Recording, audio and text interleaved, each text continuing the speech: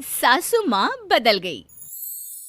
कहानी उस घर की है जहाँ बहू और बेटी को एक माना जाता था, लेकिन फिर अरे शिखा बेटा, तू रसोई में क्यों घुसी रहती है? जा, रोटी मैं बना लूंगी। नहीं नहीं माँ जी, आप बैठिए, बस सारा खाना बन ही गया है। श्वेता को बोल देती हूँ, वो खाना लगा देगी सबका। सॉरी भाभी, मेरे पास वक्त नहीं है। माँ, मुझे पैसे देना, पार्लर जाना है। हाँ हाँ चली जाना, भाभी को भी ले जाना। वो भी जाने को बोल रही थी पार्लर, पर पहले ना मदद कर दे उसके खाना लगाने में। देख माँ, वो बहू है, उसे बहू रहने देना, इतना सर पर मत चढ़ा भाभी को। श्वेता, ज्यादा मत बोला कर। बहू और बेटी में कोई फर्क नहीं होता है। जा जाकर काम कर। ननद को माँ का भाभी से इस तरह प्यार करना बिल्कुल अच्छा नहीं लगता। वो बार बार किसी न किसी तरह माँ को भाभी के खिलाफ भड़काती रहती, लेकिन कोई फायदा ना होता। एक रोज, अरे बेटे किशन, जा बहू को कहीं घुमा कर ला, सारा दिन घर में काम करती रहती है। हाँ हाँ माँ, हम लोग जा रहे हैं ना गोवा। अच्छा जी, भाभी ने तो हमें बताया भी नहीं। वैसे तो सारी पंचायत करती है, ये गोवा वाली बात क्यों छुपा गई हमसे? अरे क्योंकि उसे खुद नहीं पता था बहन। मुझे टिकट सस्ती मिल रही थी तो मैंने बुक कर दिया। हाँ शिखा, पैकिंग कर ले, संडे हम जा रहे हैं गोवा। दोपहर में शिखा पैकिंग कर रही थी कि सास आ जाती है। ये क्या बहू, साड़ियाँ? अरे गोवा जा रही है घूमने या फिर शादी में मायके हैं? माँ जी, ऐसा कुछ है ही नहीं, समझ में नहीं आ रहा क्या रखूं कपड़े में। अरे तेरी और श्वेता की साइज तो एक ही है, उसके कुछ मॉडर्न कपड़े ले ले, आकर लौटा देना। हाँ माँ जी, ये ठीक रहेगा। शिखा श्वेता के पास जाती है और उससे कपड़े मांगती है।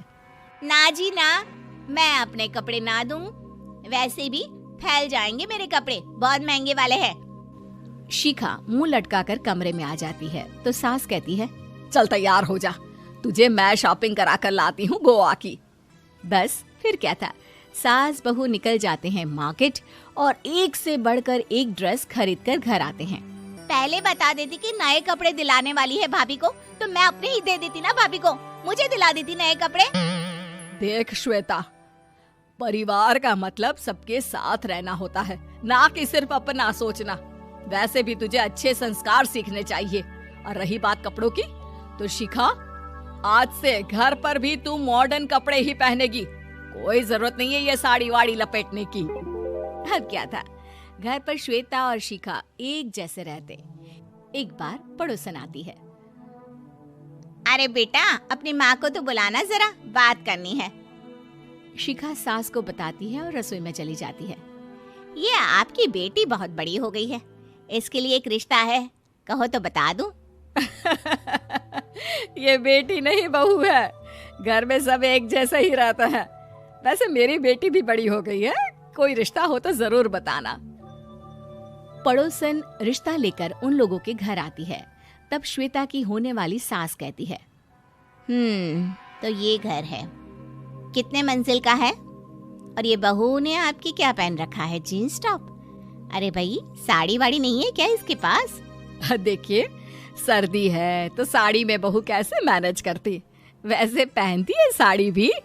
देखिए, हम लोग ठहरे पैसे वाले लोग, कोई कमी नहीं है हम लोगों के पास पैसों की, बहुत पैसे हैं, जमीन, नौकर चाकर, कार, सब कुछ है, लेकिन घर में संस्कारी बहू चाहिए।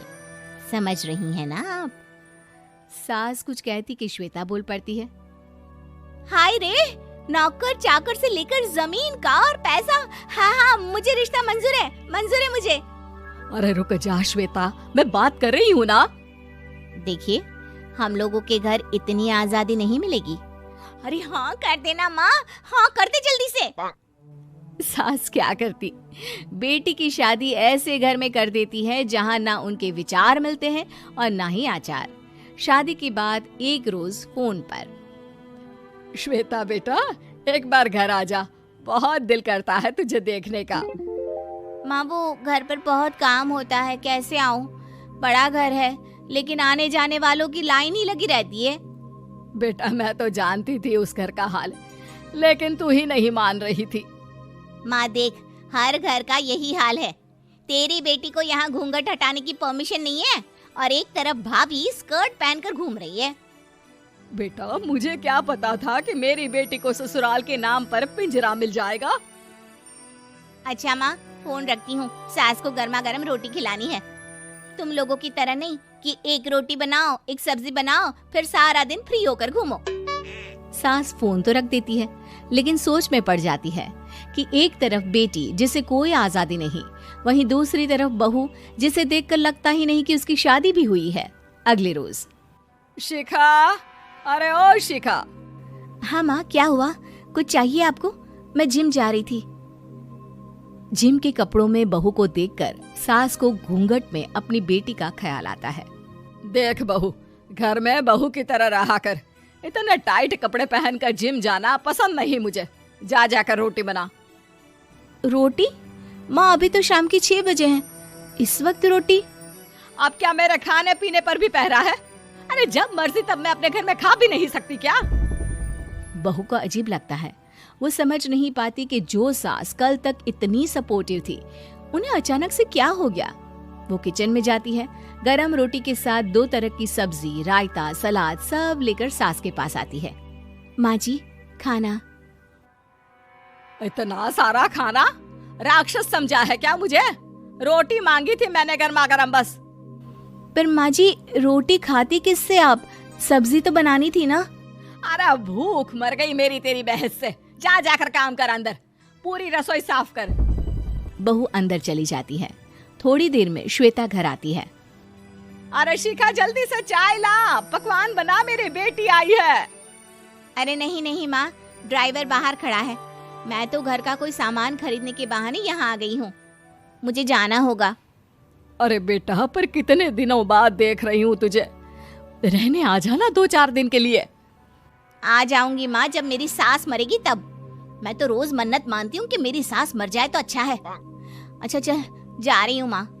हे भगवान, कैसे कैसे दिन देखने पड़ रहे हैं मेरी बेटी को। सास अंदर जाती है, जहाँ श्वेता की जिम वाली सहेली का फोन आया होता है। क्या बात है, आज जिम नहीं आई? अरे पता नहीं यार, आज माँ को क्या हो गया अचानक। पर खैर कोई नहीं, लगता नहीं कि मैं अब जिम आ पाऊंगी। शिखा स्पीकर पर बात कर रही थी, जिसे सास सुन रही थी। यार ये सास ना होती ही ऐसी है। मैं तो कहती हूँ बुढ़िया जल्दी मरे और तू आराम से जिए। शिखा को सहेली की बात पर गुस्सा आ जाता है। माँ के मरने की कौन सा बच्चा दुआ मांगता है मोहिनी? आगे से ऐसी बात मेरे सामने मत करना। हमारे घर की शोभा ही माँ है। क्या हुआ जो थोड़ी सख्ती दिखा रही है? उसमें भी कोई ना कोई उनकी भलाई ही होगी। मैं तो कहती हूँ भगवान मेरे जैसी सास सबको दे, जो सिर्फ माँ की तरह है। सास वाली तो कोई बात ही नहीं है उनमें। सास ये बात सुन रही थी। उनकी आंख में आंसू आ जाते हैं कि क्यों वो बेटी की किस्मत में बहू को भी भागीदार बना रही थी। शिखा, अरे ओ शिखा, क्या हो गया? जिम नहीं जाना क्या?